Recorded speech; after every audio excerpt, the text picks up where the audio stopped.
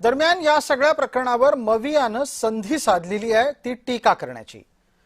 अंबादास दानवे तसंच काँग्रेसचे प्रदेशाध्यक्ष हर्षवर्धन सपकाळ यांच्याकडून थेट भूमिका घेत शिंदे भाजपाला नकोसे झालेले आहेत असा निष्कर्ष काढण्यात आलेला आहे।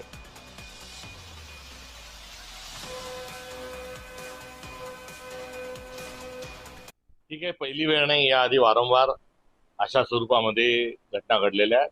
त्याचं मूळ कारण जे आहे की भारतीय जनता पक्ष ही सर्व आहे।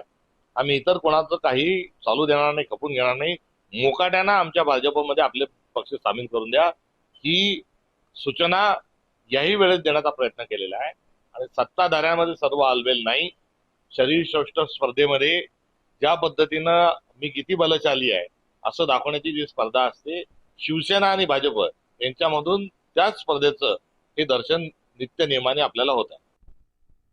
रोजच चालू आहे त्यांचं तिथं। परवा ते विमानतळावर नवी मुंबईचं असंच झालं, आता असंच होतंय। खरं तर एकनाथ शिंदे यांना भारतीय जनता पार्टीनं आता नकोसे झालेले आहे, म्हणून असे जाणून बुजून असे प्रकार होतात।